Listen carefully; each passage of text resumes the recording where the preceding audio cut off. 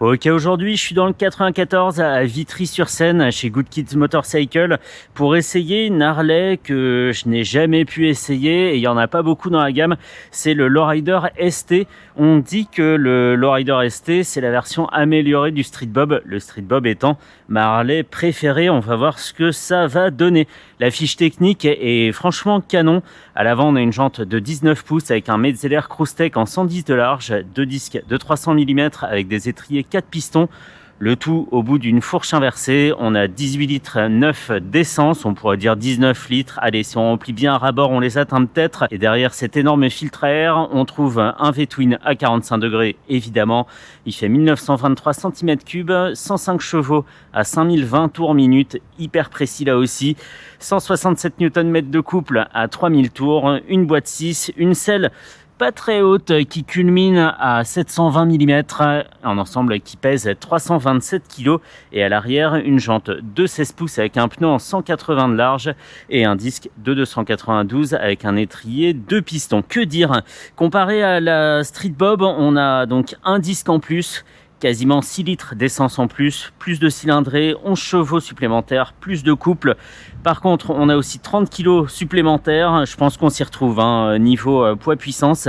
Et à l'arrière, un pneu plus large comme à l'avant. D'ailleurs, on a un 100 sur le Street Bob, là où on a un 110 ici. Ici, elle a été un peu préparée. On a un stage 1, donc filtre à air, ligne d'échappement. Et à chaque fois que je vois une machine comme ça, je me demande si je vais réussir à voir au-dessus du tête de fourche. Bon, en fait, ça va largement, le pare-brise, il m'arrive là. Mais c'est vrai que quand la machine est béquillée, ça peut poser question. On y va, on va rouler tout de suite. Et de devant, ça fait ça, en tête de fourche assez simple. Des prises d'air au nombre de 3. Un phare unique. Et si je suis essoufflé, c'est parce que je viens de lui faire demi-tour et que c'était fatigant. Good Kids Motorcycle, c'est ici. Il faut trouver la boutique, mais une fois qu'on y est, c'est bien sympa. Hop.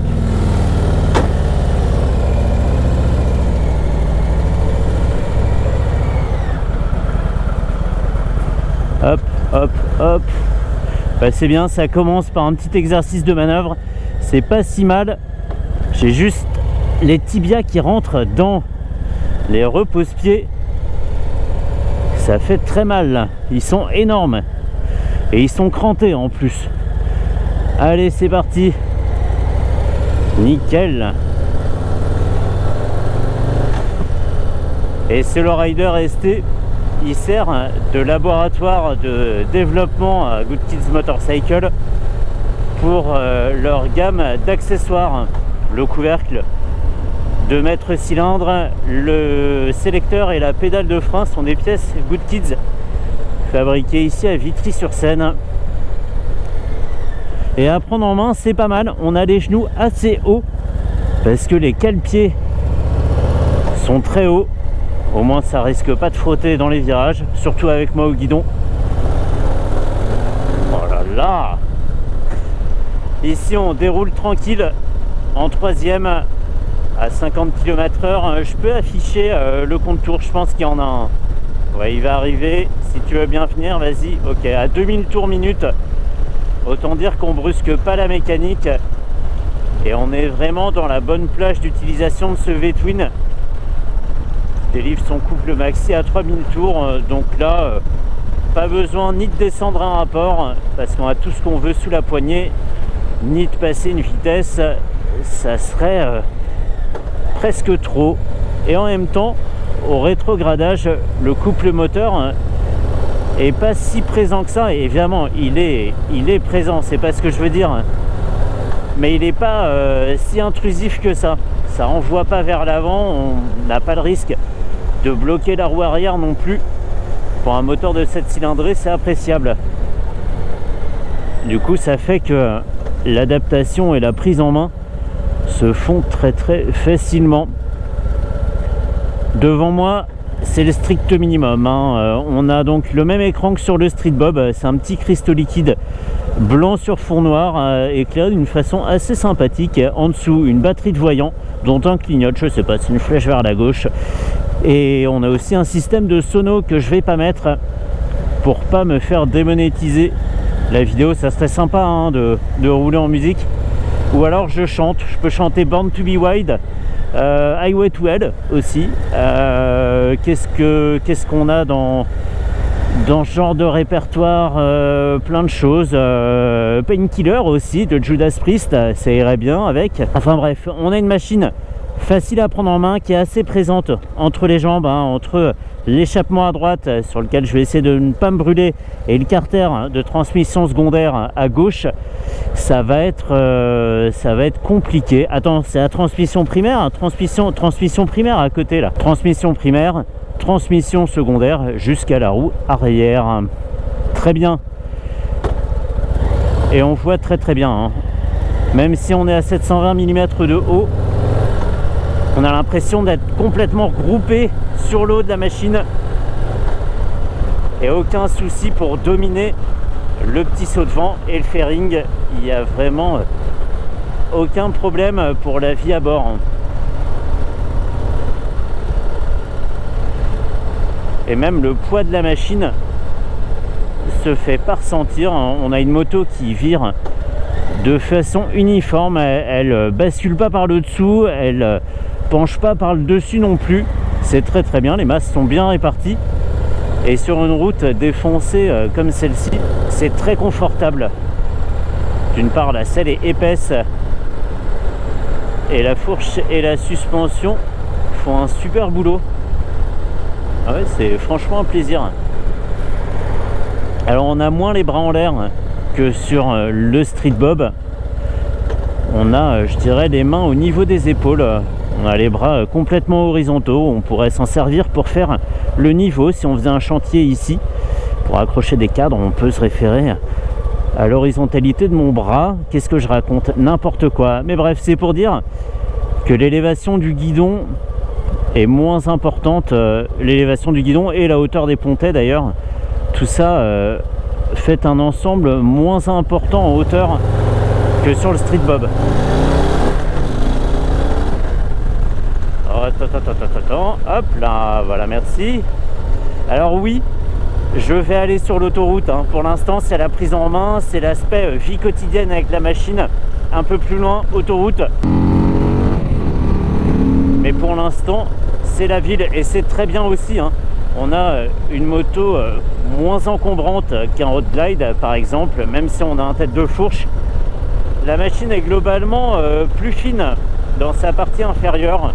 Je dis pas que j'irai me faufiler à toute allure dans les bouchons, mais je la trouve plus facile à vivre que des machines plus haut placées dans la gamme. Et les rétros, même si leurs branches sont courtes, permettent de bien voir derrière. Ça contourne assez efficacement mes bras, donc c'est chouette. Oh, le cruising là, trop bien, avec un échappement qui est pas casse-pied, qui fait pas mal aux oreilles quand on est à allure stabilisée comme ici à 2000 tours. On est vraiment tranquille. Et la troisième, c'est le rapport à tout faire. On peut tomber bas dans le régime. Ici je suis à un petit peu trop bas, j'étais à 1000 tours minute, un peu juste, mais le fait est que ici à 1400 tours minute on est déjà bien. La plage d'utilisation de chaque rapport est plutôt sympa, même si réduite.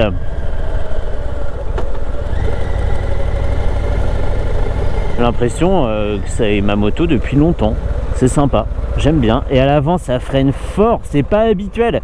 J'ai quasiment pas touché le frein arrière, alors que les pilotes de Harley nous diront oui, sur une Harley t'oublies ce que tu sais, hein, c'est l'inverse, 70 à l'arrière et 30 à l'avant, hein. Mais là l'avant est tellement efficace et qu'on fait appel qu'au levier, donc c'est bien. On va se mettre un coup de clignot à gauche sur le commodo de gauche, clignot droit et sur le commodo droit, ce qui m'agace un peu. J'aime pas beaucoup avec un rappel automatique pour simplifier la vie, mais ça fait quand même pas tout. Je trouve ça assez casse-pied de devoir ouvrir la main droite pour sortir son pouce et actionner le bouton et clignot. Est-ce que je le dis à chaque fois? Oui. À chaque fois ça me saoule, hein. Énorme, j'ai l'impression qu'il y a deux moteurs ou qu'il y a une autre moto à côté de moi qui gronde comme ça, même si ça reste tout à fait supportable. Le bruit est génial et il nous quitte jamais depuis le démarrage jusqu'à l'extinction de la mécanique. On a vraiment ce bruit plein là, c'est un délice. Excellent. Du feu vroom vroom, il est content. Hein. Je sens l'autoroute, elle est proche.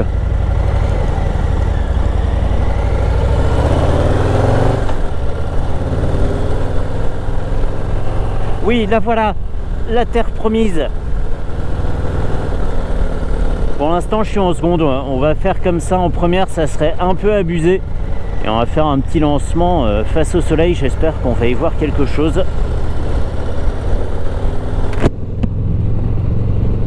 Toujours en seconde, 3000 tours à 55 km/h. Le fauve est dans sa cage. Je répète, le fauve est dans sa cage.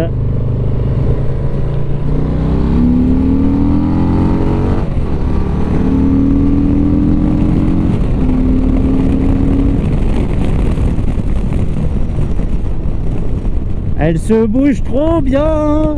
Elle se bouge trop bien les fesses. Sans effort, sans lutter, on n'a même pas l'impression. C'est vraiment nous qui commandons la machine. Le moteur fait sa petite vie. Et ça déroule et ça déroule. Les vibrations sont présentes uniquement dans les pieds. Donc on n'est pas incommodé ailleurs. On continue à y voir clair dans les rétros. Et une machine qui se fait pas prier ni pour accélérer, ni pour hausser le rythme, ni pour changer de fil, jouer la ballerine, autant que son poids et son gabarit lui permettent. Évidemment, on va pas en attendre autant qu'une machine plus petite, mais en tout cas un vrai plaisir. Ça file la banane quoi, des sensations et tout, vraiment la petite palpitation qui va bien, c'est incroyable. Et effectivement, ce qui manque au Street Bob, c'est-à-dire un freinage performant, et c'est clairement présent ici. Donc ça c'est cool, sachant que si on retire le tête de fourche, et comme par magie on a un Street Bob incroyable, quelque chose qui lui ressemble en tout cas. Donc c'est une vraie bonne alternative. Il faut pas passer à côté de ce lowrider ST comme moi. Il faut être un petit peu curieux du reste de la gamme Harley, parce qu'il y a des produits dont on parle moins. C'est pas le cas ici, mais il y a d'autres machines un peu moins connues qui méritent qu'on s'y attarde. Excellent, excellent. C'est un tout petit bout d'autoroute, parce qu'après ça amène loin et je veux pas abuser de la gentillesse d'Anthony, qui me fait déjà le plaisir de me laisser rouler avec cette machine. Un grand merci à lui, un merci aussi à Good Kids Motorcycle, à toute l'équipe. Un jour je ferai une vidéo sur l'atelier, parce qu'ils font vraiment des choses sympas en tout genre. Ça va du roadster au custom, même au scooter de temps en temps. Et c'est une bonne adresse à connaître.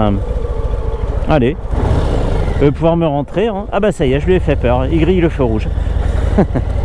Non, quand même pas, ça c'est dans tes rêves mon petit gars. Allez, terminé pour ce lowrider ST, ça a été un vrai plaisir. Je suis pas encore prêt à lui laisser la place de Harley favorite dans mon cœur, mais c'est pas loin, c'est pas loin. Elle a la deuxième place pour l'instant, je me souviens qu'elle existe.